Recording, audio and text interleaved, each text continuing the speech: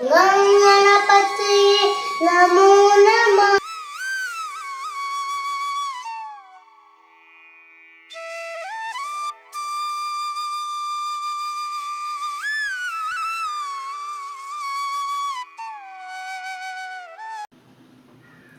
Hi friends, welcome to Vismaya குடல். So இன்றைக்கி வந்து விநாயகர் சதுர்த்தியோட vlog தான் நீங்கள் பார்க்க போகிறீங்க. ஸோ எல்லாமே வந்து செஞ்சு வச்சுட்டு பாயசம், வடை, அப்பளம், சாதம் எல்லாமே வந்து ரெடியாக இருக்குது. காலையில் எழுந்திரிச்சோடனே பிரேக்ஃபாஸ்ட்டில் வந்து உட்காரல. ஏன்னா வந்து நேத்தி கொஞ்சம் மேரேஜ் 2 நாள் ஃபுல்லுமே மேரேஜ் அப்படின்னு சொல்லி போயிட்டு ஒரு 8-9 மணிக்கு தான் வந்து வீட்டுக்கு வந்தோம். அதனால உடனே வந்து படுத்துட்டேன். ஸோ அதனால் காலையில் எழுந்திரிச்சு இந்த ஒர்க்கெல்லாம் வந்து பார்க்கல, கொஞ்சம் தூங்கிட்டோம் அப்படின்னாக்கா அது பெருசாக இழுத்துட்டே இருக்கும் அப்படின்னு சொல்லி வேலை காலையிலேயே வந்து இதெல்லாம் முடிச்சிட்டேன். இன்னும் சாமிக்கிட்ட மட்டும் கொஞ்சம் அலங்கார வேலை அதெல்லாம் இருக்குது. இப்போ தான் வந்து விநாயகர் வந்து வந்திருக்காரு. ஸோ அதெல்லாம் வந்து அப்படியே எப்படி வந்து நான் ஸ்டார்ட் பண்ணேன் அப்படிங்கிறத வந்து இந்த வீடியோவில் ஷேர் பண்ணியிருக்கேன். ஸோ நீங்கள்லாம் எப்படி வந்து விநாயகர் சதுர்த்தி வந்து செலிப்ரேட் பண்ணீங்க அப்படிங்கிறத வந்து மறக்காம கமெண்ட்டில் வந்து ஷேர் பண்ணுங்கள். ஸோ அது மட்டும் இல்லாமல் இந்த வருஷம் கோவில்பட்டி கொழுக்கட்டை கொஞ்சம் டிஃப்ரெண்ட்டாக வந்து ட்ரை பண்ணியிருக்கேன். ஏன்னா பூர்ண கொழுக்கட்டை அப்படிங்கிறப்ப கொஞ்சம் டைம் வந்து எடுக்கும். பட் இதுவுமே கொஞ்சம் எடுத்தது. பட் இது நான் நிறைய வந்து இந்த ரெசிபியை கேட்குறப்ப ரொம்ப டெம்டிங்காக இருந்ததுனால கோவில்பட்டி கொழுக்கட்டை தான் இந்த வருஷம். ஸோ வாங்க வீடியோக்குள்ளே போகலாம். இன்றைக்கி வந்து பிள்ளையார்பட்டி கொழுக்கட்டை அப்படின்னு சொல்லிட்டு ஒன்று, அது பார்க்குறப்ப நான் சொல்லியிருந்தேன் இல்லையா, ரொம்ப டெம்டிங்காக இருந்தது அப்படின்னு சொல்லிட்டு அதை ட்ரை பண்ணலாம் அப்படின்னு. பச்சரிசி வந்து நீங்கள் 1 கப்பு போட்டிங்கன்னா 1/4 கப்பும் இல்லை 1/2 கப்பும் இல்லை பாசிப்பருப்பு எடுத்து லைட்டாக கழுவிட்டு ஒரு 3 நிமிஷம் தண்ணியிலேயே வந்து ஊறினதுக்கப்புறமா இந்த மாதிரி துணியில் வந்து நம்ம நல்லா விரித்து விட்டு காற்றுல வச்சிடலாம். இது என்ன பக்குவம்னா, நான் கையில் ஃபஸ்ட்டு பிடிச்சி காமிச்சிடலாம். அந்த மாதிரி நம்ம அதை பிடிச்சிட்டு விட்டோன்னா ஒரு 4-5 அரிசி கையிலே ஒட்டணும். அதுதான் கரெக்டான பக்குவம். அதுக்கு வெள்ளை பாகு வந்து காய்ச்சிட்ருக்கேன். ஏன்னா வெள்ளத்தில் கொஞ்சம் கல், மண் இதெல்லாம் இருக்கும் அப்படிங்கிறதுக்காக. மெதுவடை இன்றைக்கி போடலாம் அப்படின்னு சொல்லிட்டு உளுந்து வந்து ஊற வச்சுருக்கேன். அடுத்து வந்து ஜவ்வரிசி எப்போதும் நான் பாயசத்துக்கு போட மாட்டேன். பட் இந்த தடவை நான் போட்டேன். நல்ல ஒரு க்ரீமியாக சூப்பராக இருந்தது அதோட டெக்ஸ்டரே. இதை நம்ம வந்து இப்போ கழுவி காய போட்டிருந்தாலும் அதை வந்து ரவாவை விட கொஞ்சம் பெருசாக உடச்சி வச்சுக்கணும். அதாவது மிக்சியை வந்து கண்டினியூவாக ஓட விடக்கூடாது, அப்படியே விஸ்க் பண்ணணும். முன்னாடி வந்து அதை பண்ணோம்னாக்கா அது ஒரு மாதிரி இந்த மாதிரி கன்சிஸ்டன்சியில் வந்துடும். அடுத்து சேமியாவை எப்போதுமே நான் வந்து நெய்யில் வறுத்துட்டு தான் வந்து செய்வேன். நீங்கள் வேணால் ட்ரை பண்ணி பாருங்கள். ஜென்ரலாக இருக்கிற சேமியா பாயசம் மாதிரி ஒரு மாதிரி வெள்ளை கலரில் இருக்காது. அது நல்ல ஒரு அந்த சேமியாவிலலாம் அந்த ரெட் கலர் ஸ்பாட் வந்து ரொம்ப சூப்பராக இருக்கும். அது வறுப்பட்டதுக்கப்புறமா தண்ணி ஊற்றி இதை வந்து வேக வச்சிடுறேன். அந்த ஜவ்வரிசியை வந்து வேக வச்சுருக்கேன். அது முதல் நாள் நைட்டே ஊற வைக்கணும்பாங்க. நான் பட் 10 நிமிஷம் தான் வந்து ஊற வச்சேன். எப்போதுமே நம்ம பசும்பால் திக்காக கிடைச்சா மட்டும் பாயசத்துக்கு ஊற்றிக்கலாம். எனக்கு வந்து பசும்பால் இங்கே திக்காக கிடைக்காது, அதனால் பேக்கெட் பால் வந்து வாங்கிக்கிட்டேன். அடுத்து வந்து பார்த்திங்கன்னா இந்த கொண்டக்கடலை வந்து தாளிச்சிடலாம் அப்படின்னு சொல்லிட்டு அதுக்கு என்ன பண்ணியிருக்கேன்னா, தேங்காய், பச்சை மிளகாய், கருவேப்பிலை, கொத்தமல்லி இதை வந்து நல்ல மிக்சியில் ஒரு ஓட்டிட்டு எப்போதும் தாளிக்கிற மாதிரி கடுகு, உளுத்தம்பருப்பு தாளித்து, காஞ்ச மிளகாய் தாளித்து அதை வந்து இதில் கொட்டி நல்லா மிக்ஸ் பண்ணிடுறேன். மஞ்சத்தூளும் மிளகாத்தூளும் போட்டு நல்லா வதக்கிட்டு அதுக்கப்புறமா வந்து நம்ம வேக வச்சுருக்கிற அந்த கொண்டக்கடலையை போடுறப்ப இது ரொம்ப நல்லாயிருக்கும். அதாவது அந்த தேங்காவோட கோட் வந்து நல்ல கொண்டக்கடலை மேலே வந்து ஏறி இருக்கும். சாப்பிட்றப்ப நல்ல ஒரு மசாலா சுண்டல் சாப்பிட்ட மாதிரி இருக்கும். ஸோ ரெகுலராக நம்ம துருவி போடுறத விட இது நல்லாயிருக்கும். நம்ம வந்து ரெடி பண்ணி வச்சுருந்தால ரவா பதத்துக்கு அந்த பவுடரை 1க்கு 3 தண்ணி வச்சு இந்த மாதிரி நல்லா வேக வச்சுட்டேன். நம்ம தண்ணி வந்து போடுறப்பவே கொஞ்சம் வந்து உப்பு போட்டுக்கிட்டேன்.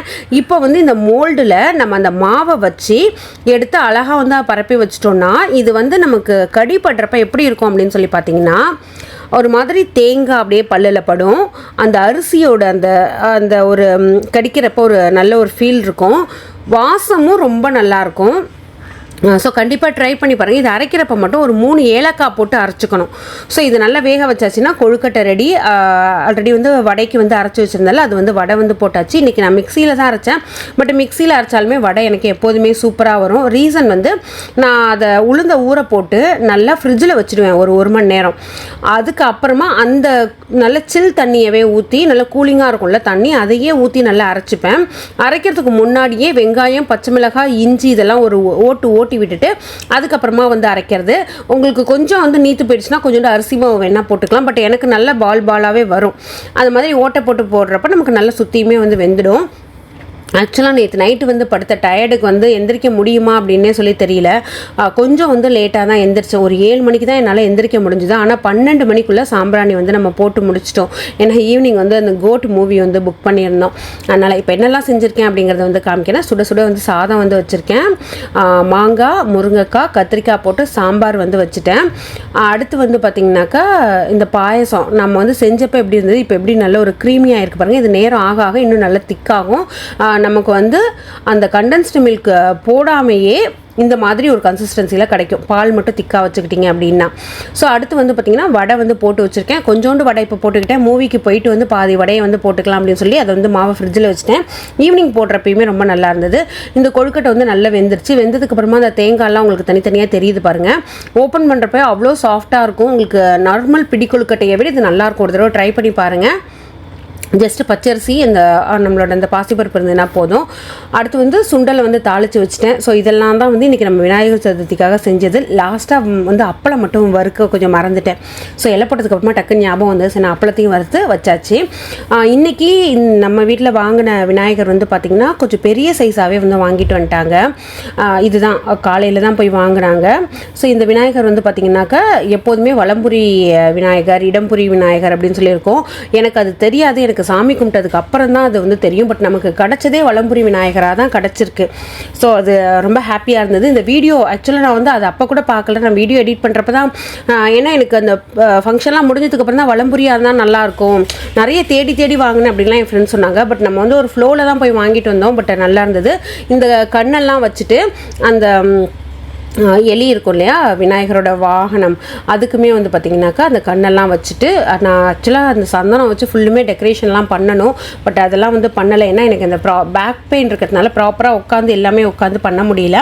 ஸோ அதனால் அந்த வெள்ளை இருக்கும் அப்படின்னு சொல்லுவாங்கள்ல, அதோட மணியை வந்து போட்டுட்டு கொஞ்சம் சாமியை கண்டிப்பாக சிம்பிளாக தான் வந்து பண்ணியிருந்தேன். பட் ரொம்ப ஹாப்பியாக ஒரு நிறைவான ஒரு ஃபீல் வந்து கொடுத்துச்சு. ஸோ இந்த ஒரு கொடை வந்து பார்த்திங்கன்னா மேலேயே விநாயகர் இருக்கிற மாதிரி இருக்குது. லாஸ்ட் இயருமே வந்து ஒரு கொடை வாங்கியிருந்தோம். எங்கள் பாப்பா வந்து விளையாட வச்சுட்டா. ஸோ இந்த வருஷம் வந்து இதை எடுத்து வச்சுக்கலாம் அப்படின்னு சொல்லியிருக்கேன். ஒரு விநாயகர், அதுக்கு மேலே ஒரு விநாயகர். இது வந்து பின்னாடி வந்து ஒரு கொய்யாப்பழத்தை குத்தி தான் உள்ளே வந்து வச்சேன்.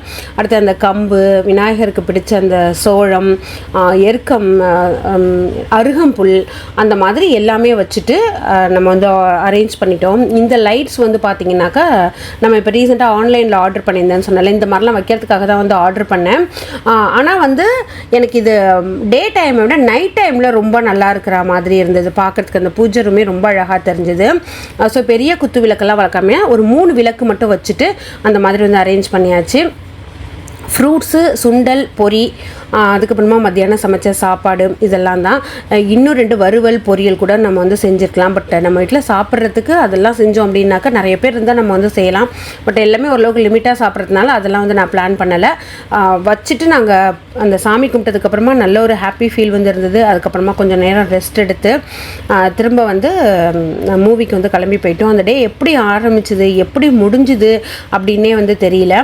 இன்னொன்று பாப்பா வந்து நான் கிருஷ்ண ஜெயந்திக்கு போட்டிருந்தப்ப நிறைய பேர் சொல்லியிருந்தாங்க நல்ல பாப்பா பாட்டு பாடுறாங்க அப்படின்னு சொல்லிட்டு.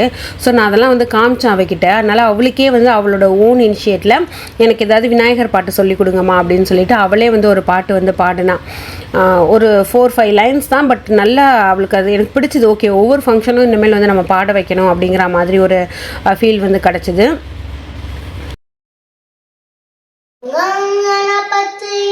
நமோ நமः சிசித்ய விநாயக நமோ நமः ஸ்ரீ அஷ்ட விநாயக நமோ நமः மங்களமூர்த்தி மோரியா. ஓம் கணபதயே நமோ நமः சிசித்ய விநாயக நமோ நமः ஸ்ரீ அஷ்ட விநாயக நமோ நமः மங்களமூர்த்தி மோரியா. गणपतये नमो नमः सिद्धिय विनायक नमो नमः. ஸோ பாப்பா பாட்டு வந்து எப்படி இருக்குது அப்படின்னு சொல்லி ஷேர் பண்ணுங்கள். ஆக்சுவலாக 3 பேருமே வந்து பிளான் பண்ணலை. பாப்பாவுக்கு நான் எடுத்து வச்சப்பையும் எனக்கு ஸ்ட்ரைக் ஆகவே இல்லை. ஆனால் 3 பேருமே வந்து பார்த்திங்கன்னா இந்த ப்ளூ கலரில் வந்து பண்ணியிருந்தோம். அது எனக்கு இப்போ வீடியோ பார்க்குறப்ப தான் ஸ்ட்ரைக் ஆகுது. ஸோ ஒரு ஒரு சூப்பரான விநாயகர் சதுர்த்தி அடுத்த வருஷம் இன்னுமே நல்ல கிராண்டாக செலிப்ரேட் பண்ணணும் அப்படின்னு சொல்லி ஒரு தாட்டு. இது வந்து பார்த்திங்கன்னா நேற்று வந்து மேரேஜுக்கெல்லாம் போயிட்டு வந்திருந்தோம்ல, அங்கே அந்த சில்கெல்லாம் அப்படியே உள்ளே வச்சோன்னாக்கா ஒரு மாதிரி ஸ்மெல் வரும்னு சொல்லிட்டு நம்மளோட அந்த இதில் ரூஃபில் ஹை ரூஃப் கிட்ட போட்டிருக்கேன். நல்ல வெயில் படும், அதுலேயே வந்து அதோட ஸ்மெல் எல்லாமே வந்து போயிடும். ஸோ 2 பேரும் வந்து மூவிக்கு வந்து கிளம்பிட்டு இருக்காங்க. உங்களோட விநாயகர் சதுர்த்தி பற்றி ஃபீட்பேக் ஷேர் பண்ணுங்கள். Thank you, by.